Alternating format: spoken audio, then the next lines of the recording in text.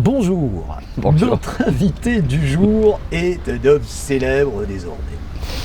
Si je vous dis qu'il est entré au conseil municipal il n'y a pas si longtemps, si je vous dis qu'il s'est présenté 2 fois au présidentiel en 2012 et en 2017, que les médias l'aiment bien, que c'est un homme dont ses adversaires disent qu'il est sympathique, c'est lui-même qui le dit. Vous avez bien compris qu'il s'agissait de Philippe Poutou. On est ravis qu'il ait accepté notre invitation. Nous sommes devant un lieu symbolique qui est la salle des fêtes du Grand Parc qui a rouvert en 2018. Et je sais que cette salle des fêtes du Grand Parc, Philippe, vous avez soutenu lorsque vous avez mené votre combat pour essayer, évidemment, que Ford ne ferme pas. Vous ne l'avez pas oublié, vous nous avez convoqués ici, on est venu avec un immense plaisir. Et qu'est-ce qu'on est content de dialoguer avec vous pendant 26 minutes, pas une de plus, pour respecter l'équité par rapport aux autres personnalités politiques que nous avons déjà rencontrées. Bonjour Philippe. Bonjour. J'ai envie de vous parler de tas de choses, mais tout de suite, on va vous faire réagir sur l'actualité récente. 750 milliards qui sont tombés comme ça dans l'escarcelle de l'Union européenne.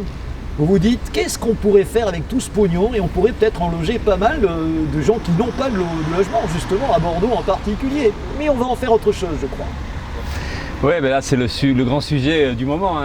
On allume la télé, ça parle que de ça. Macron s'en sert une fois pour communiquer et pour se vanter du boulot qu'il a fait et tout ça. Donc après, on a quand même vachement de mal à se rendre compte de ce que ça signifie réellement.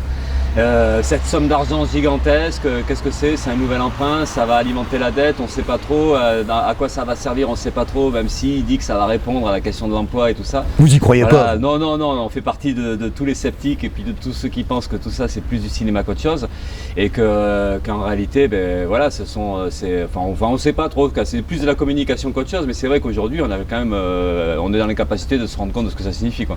C'est quand même une crise incroyable que celle du Covid-19, parce qu'évidemment Macron n'est pas responsable du Covid-19, mais quand même c'est lui qui a décidé de traiter cette crise de la façon qu'il a choisie, avec un confinement pur et dur. On aurait pu imaginer autre chose.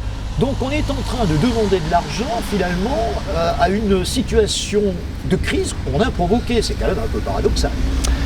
Oui, c'est sûr, mais ce qu'il y a, c'est que ça pourrait être très simple tout ça, parce qu'en fait, la crise sanitaire révèle un monde ou une société complètement, profondément injuste et puis incapable de répondre aux besoins des gens, aux besoins des populations.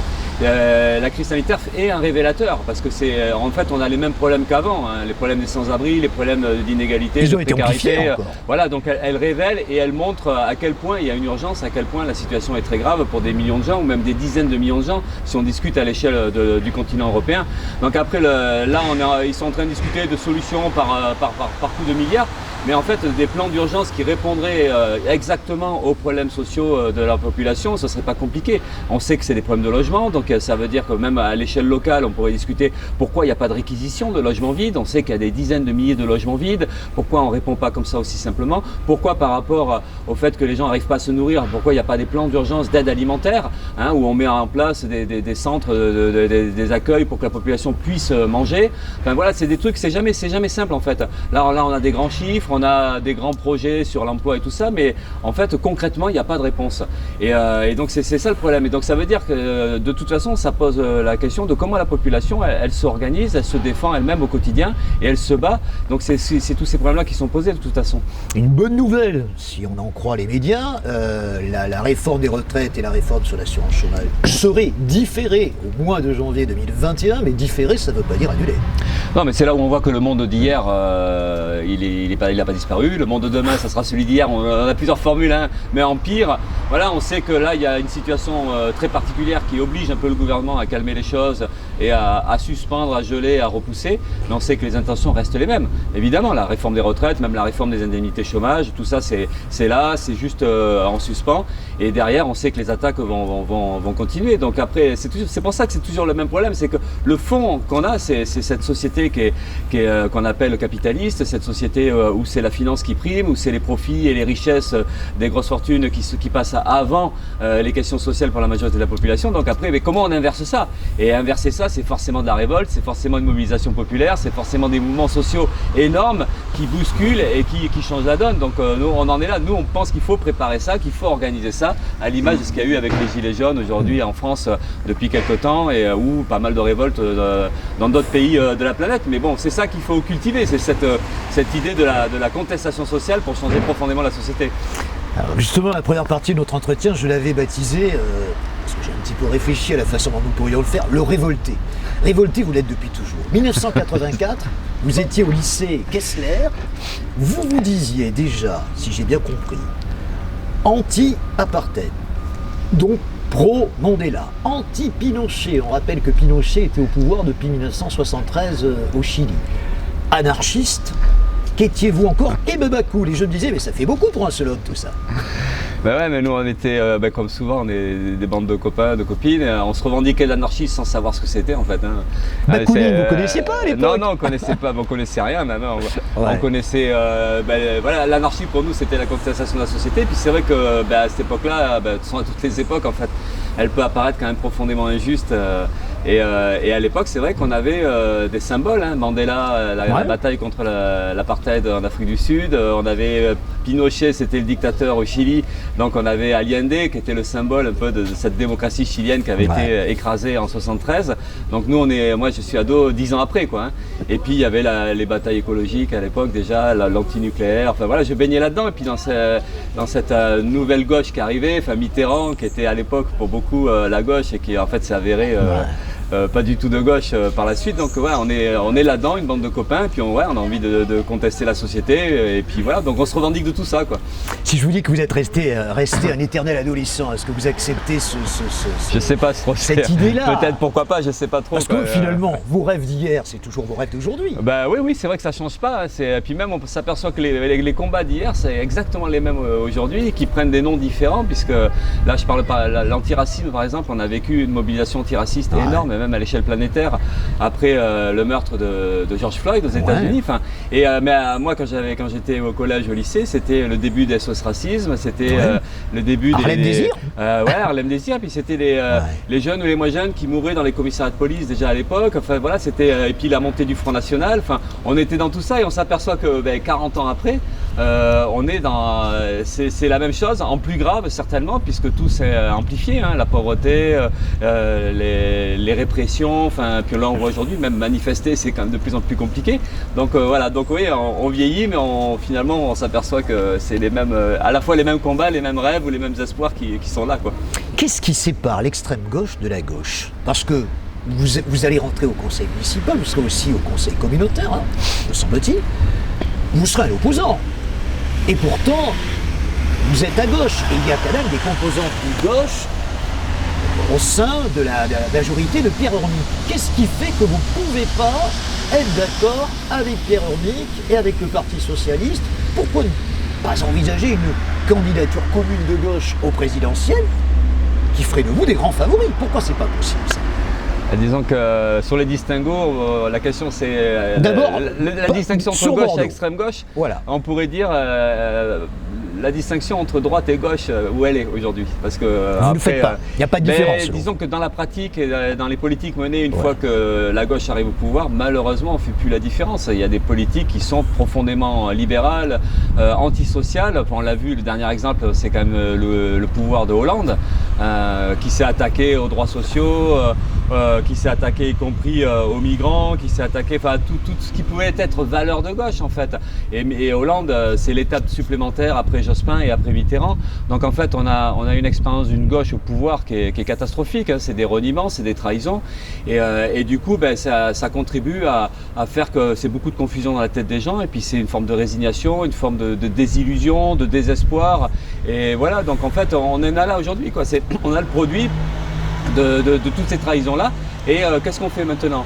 Et c'est vrai que nous, même quand j'étais jeune, on avait déjà cette idée-là, on appelait ça l'extrême gauche. On appelle moins l'extrême gauche aujourd'hui, on dit la gauche anticapitaliste ou la gauche radicale. Mais c'est vrai qu'à l'époque, c'était l'extrême gauche. C'était Arlette Laguillet notamment, qui était une des porte-paroles puisqu'elle était candidate au présidentiel et qui essayait de dire déjà à l'époque que cette gauche-là institutionnelle, ce parti socialiste et ce parti communiste, ils n'allaient pas faire ce qu'ils disaient, quoi. Donc du coup, il y avait déjà cette idée qu'il fallait qu'on se mobilise nous-mêmes, qu'on s'organise, qu'on se batte par nous-mêmes, qu'on fasse de la politique nous-mêmes. Le nous-mêmes, c'est la population, et qu'on se méfie des pseudo-défenseurs ou des pseudo-porte-paroles du camp des pauvres ou de notre camp social. Donc déjà, il y avait cette démarcation. Mais aujourd'hui, elle nous apparaît beaucoup plus claire.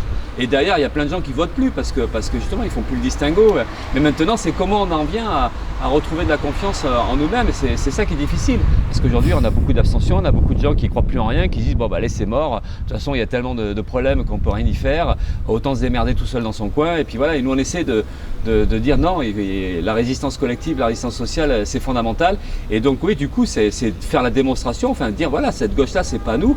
Et donc, derrière, c'est comment on s'organise. Et c'est vrai qu'on va avoir l'expérience localement à l'échelle municipale. Nous, on a envie de dire Pierre Urmic avec le PS, parce qu'il est avec le PS. À la limite, c'est pas Pierre Urmic tout seul.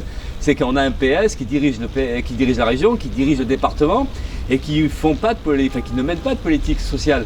Donc, en quoi ce nouveau pouvoir à Bordeaux va changer la donne? Emmanuel Agent a dit le contraire la semaine dernière. Il va y avoir contrôle des loyers. On verra si ça se fera, mais c'est ce qui m'a été annoncé, tout au moins, parce qu'on est quand même devant un paradoxe où aujourd'hui les Bordelais ont du mal à se loger à Bordeaux. Emmanuel Agent va s'occuper du logement et de l'habitat. Elle a donc l'intention de faire une politique en ce sens. Après, on verra si ce sera suivi. Au niveau des paroles, on va la voir et on pourrait espérer qu'effectivement il y a des choses qui se passent de positives dans ce sens-là. Mais le problème qu'on pose, nous, c'est que même si eux ils sont sincères, on va dire, allez, on va partir du principe qu'Emmanuel Agent, que Pierre Urmic et puis toute la bande qui est élue autour de Pierre Urmic a pour une bonne part de la sincérité et pense qu'il va falloir améliorer les choses et donc apporter des réponses sociales, des réponses écologiques à toute la catastrophe actuelle. Donc ça, on peut imaginer ça, mais sauf que pour aller au bout de ça, ça veut dire être convaincu qu'il va falloir se confronter aux logiques qui sont déjà en place, aux logiques économiques et puis aux pouvoirs qui sont en place. Parce que le pouvoir, c'est pas juste le conseil municipal de Bordeaux. Le pouvoir, c'est ce qu'on appelle les acteurs économiques. C'est Vinci, c'est Pichet, c'est tous ces promoteurs immobiliers, c'est tous ces gros capitalistes qui sont autour. Donc, et eux, ils sont pas dans cette idée-là qu'il va falloir se confronter. Il n'y aura pas de bras de fer pour eux. Donc nous, on pense qu'il n'y aura pas la possibilité de mener une politique qui réponde aux besoins sociaux, puisqu'en fait, ça veut dire reprendre l'argent à ce qui a été distribué du côté des riches et le redistribuer pour l'ensemble de la population. Donc en fait, c'est un combat politique qu'il faut mener et ça peut pas être juste des belles paroles, quoi. Ça veut dire qu'il faut se donner les moyens et donc nous, là-dedans, on va essayer de pousser, de titiller, de mettre les points, enfin de poser les problèmes sur la table et de dire voilà, il faut, c'est l'histoire de la réquisition des logements vides. Non, ben, évidemment, il faudra bien réquisitionner, il faudra bien prendre des choses, les redistribuer, les remettre à disposition de la population. C'est la question des transports publics gratuits. Nous, on pense que ça veut dire qu'il faut un service public, donc il faut reprendre à Keolis le transport en commun bordelais. Enfin, c'est toutes ces choses-là. La question écologique, c'est les pesticides. Si on veut interdire les pesticides, ça veut dire qu'à un moment donné, le lobby des viticulteurs, il va falloir le cartonner. Il va falloir dire, voilà, on impose une politique qui réponde à la santé des gens, et donc du coup, on impose le bio, et donc du coup, ça s'oppose à des intérêts économiques qui sont à l'opposé. Enfin, vous voyez, donc du coup, ça veut dire qu'il y a un bras de fer à mener, et la possibilité d'une politique sociale, elle dépend de ça. Vous dites, je reprends quelques-uns de vos propos, Bordeaux n'est pas une ville bourgeoise. Bordeaux était une ville ouvrière. La classe ouvrière se trouvait à Bacalan. Elle se trouvait ici d'ailleurs, puisque le quartier du Grand Parc, si je ne m'abuse, est fait en 1975. Au début, on va accueillir des rapatriés algériens. D'ailleurs, il y a beaucoup moins de monde actuellement au Grand Parc qu'il n'y en eut, me semble-t-il. Je crois que le quartier est sous-habité. Vous habitez vous-même au Grand Parc, si vous me permettez de le dire. Donc c'est un lieu que vous connaissez bien. Il y a un petit problème par rapport à cette classe ouvrière. Longtemps, elle vous était acquise. Elle était acquise à la gauche, elle était acquise à l'extrême gauche. Aujourd'hui, vous avez 50% de cette classe ouvrière qui vote Rassemblement National. Pourquoi ? Ça, c'est toujours un peu compliqué à expliquer, évidemment, ça nous dépasse des fois, on se dit mais comment ça peut être comme ça, mais se tire une balle dans le pied. Le fait qu'il y ait une déconnexion entre les couches populaires et la gauche, l'explication est assez simple, c'est tous les reniements et les trahisons qui font qu'à un moment donné, évidemment, les milieux populaires se sont détournés de cette gauche qui a menti. Donc ça, c'est une partie de l'explication. Après, ça n'explique pas le fait que pourquoi les milieux populaires se tournent vers des courants d'extrême droite comme le Front National. C'est des choses qui nous dépassent et qui nous posent problème, parce que des fois on se dit mais il y a quelque part il y a de l'irrationalité. Mais bon, voilà, c'est aussi à l'image d'une société qui est bourrée de préjugés, où les gens, il y a la question du racisme, la question des préjugés anti-immigrés, enfin tout ça se mélange. Le chômage, on pense que les responsables, ce serait ça. D'ailleurs, l'extrême droite a bien ciblé que la responsabilité du chômage, c'était l'étranger qui arrivait, alors que c'est tout simplement le capitalisme qui ferme les usines et qui licencie. Donc bon, voilà, on a tout ça à discuter et c'est vrai qu'il y aurait besoin de débats, mais donc ça c'est un aspect des choses, mais après oui, on va dire les quartiers populaires bordelais, ils ont suivi l'évolution de la crise, c'est-à-dire que moins il y avait de boulot, plus il y avait de licenciements, plus il y avait de fermetures, finalement au lieu d'avoir une classe ouvrière au travail dans les quartiers populaires, on avait pour beaucoup une classe ouvrière au chômage ou précaire, qui bosse pratiquement plus et qui désespère. Donc c'est un peu ça aussi qui s'est passé dans les quartiers. Donc, mais nous dans la campagne, ce qu'on voulait démontrer, c'était que Bordeaux justement c'était pas juste l'hypercentre, les bourgeois, la façade, la belle façade, place de la Bourse, même si avec le mouvement des Gilets jaunes, la place de la Bourse a changé de gueule depuis quelque temps. Ouais. Mais c'est vrai qu'on avait les cartes postales de Bordeaux, quoi. Les beaux monuments, le 18e siècle, le 19e siècle, tout ça c'est beau, c'est riche, il y a de l'argent, Chaban, Juppé, merci, vous avez tout nettoyé, c'est propre. Et nous on avait envie de dire que Bordeaux c'était aussi très populaire, mais que ce populaire-là, c'était plein de gens qui souffrent au quotidien. C'est des gens qui sont précaires, qui n'arrivent pas à se loger, qui n'arrivent pas à manger, on l'a vu avec la crise sanitaire. Et donc on voulait montrer ça, on voulait dire qu'il y a ça existe, et ce qui était invisibilisé depuis très longtemps, il fallait absolument le refaire vivre. Et nous on a essayé de faire ça, et puis aujourd'hui on est élu sur cette idée-là, quoi. C'est d'essayer de porter la parole, de représenter un camp social, mais on n'a pas envie d'être les sauveurs de ce camp social. Il faut absolument qu'aujourd'hui ceux qui souffrent ou ceux qui sont dans la merde, il faut qu'ils se trouvent la force de se réorganiser, et ça pose le problème d'ailleurs dans les quartiers populaires de comment on refait du débat, comment on se retrouve, comment on discute et comment on se redonne les moyens de discuter de ce qui se passe autour de nous, et comment on arrive à imposer à un pouvoir local de répondre à des besoins des dispensaires de santé, de la culture, des transports. Enfin, comment les quartiers se redotent d'outils qui permettent de répondre aux besoins quotidiens de la population. C'est le sens de Bordeaux en lutte. Alors j'aimerais pas qu'on fasse uniquement une émission politique, même si quand on demandera à Philippe Poutou de venir, je vois pas trop comment on pourrait faire autrement que d'en parler, ça paraît bien compliqué. J'aimerais qu'on vous connaisse un petit peu mieux. Vous êtes passionné de tas de choses, vous êtes un gros lecteur, d'après ce que je sais, vous aimez lire. Qu'est-ce que vous aimez lire? Plus ça va, plus j'aime lire des romans. Alors lesquels par exemple? Là j'ai fait depuis quand on me demande à chaque fois, je me dis merde, parce que ça fait des semaines que je lis moins, ça avait la campagne et tout ça. Mais oui, les polars, bien sûr. Par exemple, un des derniers. Vous lisez du Musso par exemple? Non, pas Musso, non, des polars. Vous voyez, j'arrive pas à sortir des noms maintenant, mais. Bernard Minier, est-ce que ça vous parle? Non plus, non. Qui est un mec génial. Non, mais là, dans la question, c'est toujours difficile, mais je lis beaucoup, ça c'est sûr. Des romans, Éric Vuillard par exemple. Alors là, c'est pas vraiment des romans, c'est plutôt, je sais pas si vous voyez, c'est des petits bouquins là, contre la guerre, contre le racisme, contre le colonialisme. Il a écrit un bouquin qui s'appelle 14 juillet. Il raconte par en bas l'histoire par les petites gens, par des petites anecdotes, il parle d'un petit truc historique et voilà, et il raconte, et c'est profondément humain. Vous aimez l'histoire? L'histoire, une certaine forme d'histoire, l'histoire des luttes sociales en fait, des révoltes, là à Bordeaux on a pas mal discuté pendant la campagne de la mémoire, parce qu'il y a eu le mouvement antiraciste, donc ça a discuté de la mémoire, et c'est vrai que Bordeaux c'est une ville où une partie de son histoire a été effacée, la traite des esclaves, comment la bourgeoisie bordelaise s'est enrichie grâce au colonialisme. Faut-il débaptiser les rues? Nous on est pour, en tout cas on a défendu cette idée-là, et on est en contact avec des assos qui bossent là-dessus comme Mémoire et Partage, et on est pour. Parce que je recevais Claude de Rioren qui lui était pas pour, que vous connaissez peut-être, qui est le représentant de l'UNSS il y a quelques jours. Lui il n'était pas pour le fait de débaptiser les rues. Vous c'est le contraire, vous pensez qu'il faut...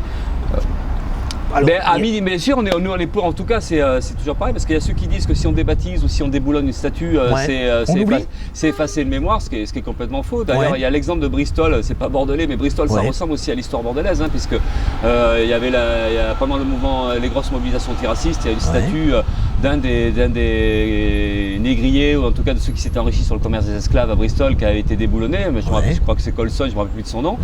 Une image très forte, et le maire de Bristol avait dit non, on remettra pas la statue, on la mettra dans un musée. Et ça permettait de trouver la bonne solution, c'est-à-dire de dire on n'efface pas la mémoire parce qu'il sera dans un musée, mais par contre, oui, symboliquement, c'est important de ne pas remettre à l'honneur des personnages qui sont enrichis de cette manière-là.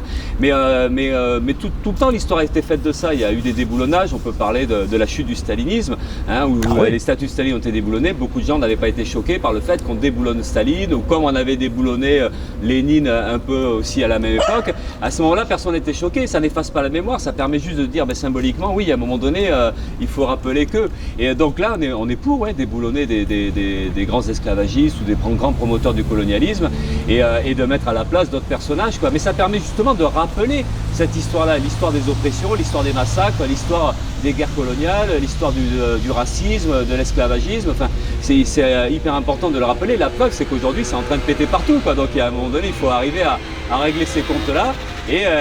Alors débaptiser les rues, après ça peut être aussi, nous on est pour débaptiser, même pas que les racistes ou pas que les colonialistes, il y a l'avenue Thiers à Bordeaux, nous on serait pour la débaptiser quand même, symbole du massacre des communards, les Versaillais, des Versaillais, et de mettre à la place Louise Michel ou Flora Tristan, et ça permettrait Mais ça vous l'avez à Bègle. Vous avez un Bègle communiste qui conserve dans le nom des rues la mémoire communiste. Donc pour faire le lien avec la lecture, c'est important justement, on parle de mémoire, on parle de rappeler tout ça, cette histoire-là, et bien à travers des romans, à travers des bouquins, d'ailleurs même sur l'esclavagisme à Bordeaux, enfin sur le commerce des esclaves et sur la richesse de la bourgeoisie bordelaise par rapport au colonialisme, mais il y a des bouquins qui racontent ça, donc, mais justement c'est remettre cette mémoire-là, mais c'est vrai que globalement la lecture c'est souvent ça en fait, c'est souvent rappeler les souffrances, les oppressions, enfin vous y puisez votre inspiration.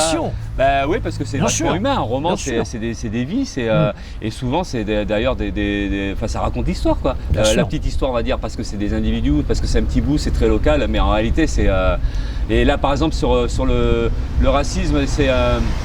Je ne me rappelle pas du nom, mais ça c'est parce que je suis interviewé, j'arrive pas à sortir les noms des bouquins. Mais il y a un bouquin qui est sorti, Nicolas Michel, je crois, qui raconte les tirailleurs sénégalais. Vous savez, il y a un siècle pile, en 1920, il y a un bateau qui est parti des Chartrons et pour amener ils étaient acclimatés à côté du bassin d'Arcachon. Vous avez un lieu symbolique là-bas. Oui, et là c'est l'histoire d'un bateau qui a naufragé et il y a eu pas loin de 400 morts et dedans il y avait beaucoup de tirailleurs sénégalais, donc il y a un roman qui raconte cet épisode-là qui était complètement oublié, et à partir d'un portrait donc d'un tirailleur, et donc ça raconte comment il a été cherché dans son village, comment l'armée française a recruté, pas au volontariat, et donc des Africains au Sénégal notamment, et puis comment et des romans comme ça c'est hyper important, ça rappelle cette histoire-là, ça rappelle cette souffrance-là et cette oppression, et donc voilà c'est à partir donc voilà Nicolas Michel, et je me rappelle plus, c'était il y a la baleine noire, le chant des baleines noires, enfin voilà, bon, tout. Mais ça j'arrive pas à en trouver, mais c'est pas grave. Il y a plein de trucs à lire. On a 3,39, Philippe. Vous êtes obligé de me parler des Girondins parce que je sais que vous êtes passionné de foot. Vous étiez, à l'époque quand j'étais speaker, vous me le rappeliez, vous étiez dans les travées de l'Escure en 1987. C'était l'année 87, c'était l'année du doublé. C'est les frères Vujovic, c'est Farjean, c'est la grande époque des Girondins. Je me rappelle le premier titre, 84. Voilà, 84. En fait, l'Escure, j'y suis allé depuis 60. La première fois, c'était 78 ou 79. 85, la G28. La première fois, vous y étiez ? Non, j'y étais pas. C'était cher, et puis le stade était plein. C'était une rare fois où c'était. Et c'était en 85, ça. 85, absolument. Non, je l'écoutais à la radio parce qu'à l'époque, il n'y avait pas la télé. Il y avait déjà Canal, mais on n'était pas abonné à Canal. Donc on écoutait, c'était Régis Guillet, il me semble, sur Radio 100. Ça, c'est les souvenirs Régis Guillet, je me souviens très bien de Radio 100. Et donc, j'avais gardé la bande cassette du match pendant très longtemps. Baudron, c'est après. Oui, c'est plus tard, Baudron. Donc, l'Escure, je fréquente depuis 78-79. Voilà, pour pas trop faire nostalgie et tout ça. Mais c'est vrai que, évidemment, avec mon père, avec mon frère, on allait voir les matchs. Voilà, donc c'était super souvenirs. C'est l'ambiance. Mais il faut reconnaître quand même qu'au fil des années. Vous n'y allez plus aujourd'hui ? Ouais, j'y vais plus depuis 5 ans. Ça, c'est sûr, depuis 5 ans, puisque les dernières fois que je suis allé, c'est les 2 derniers matchs de l'Escure. l'Escure il y a 5 ans. Et depuis qu'il y a eu le nouveau stade, je boycotte. Parce que j'étais contre le nouveau stade. Pas parce que juste l'Escure c'était chouette, parce que c'était un joli stade et puis ça suffisait largement. Adieu l'Escure. Les ultras avaient fait une manifestation. Mais le nouveau stade, ça fait partie de ces projets inutiles, de ces gaspillages d'argent public. Et donc du coup, il faut raser l'Escure. J'étais scandalisé. Il faut raser pas l'Escure, il faut raser le Batmut. Ouais, je sais, je dirais peut-être pas ça comme ça parce que ça serait. Mais il fallait pas le faire, quoi. Et depuis, c'est vrai que je suis pas allé au stade depuis 5 ans. Mais globalement, le sport professionnel, c'est assez écœurant, quoi, de voir cet argent-là, de voir pas que les revenus des joueurs, hein, mais de voir comment il y a. C'est antinomique avec l'extrême gauche. Comment vous pouvez aimer un foot qui est ultra capitaliste? C'est pour ça que du coup, je vais quasiment plus. Enfin, je vais plus au stade à Bordeaux. Alors ça m'embête par moment parce que je suis nostalgique de l'ambiance du stade. Mais c'est vrai qu'il y a une forme de colère contre ce que c'est le sport de haut niveau. Alors pas que le foot. Alors, le foot c'est le plus visible parce que c'est le sport le plus populaire, c'est là où il y a le plus d'argent brassé. Et puis c'est là où paradoxalement il y a plus de gens qui vont au stade alors qu'il y aurait toutes les raisons de dire merde à tout ça. Parce que en fait il faudrait que l'argent serve à répondre aux urgences sociales. Mais voilà, ça ne veut pas dire qu'il ne faut pas jouer au foot, ça ne veut pas dire que. Mais c'est vrai que du coup on a plutôt envie de défendre un sport populaire, un sport amateur et un sport dans les quartiers. Et c'est pour ça qu'un des problèmes qui va nous concerner rapidement, c'est comment on discute justement de développer un sport amateur, comment on remet des structures dans les quartiers populaires. Bacalan par exemple, il n'y a quasiment aucune structure pour les sports collectifs. Il y a un enjeu important, là on sait qu'à Bordeaux des piscines il n'y en a quasiment pas, ou trop peu en tout cas par rapport aux besoins.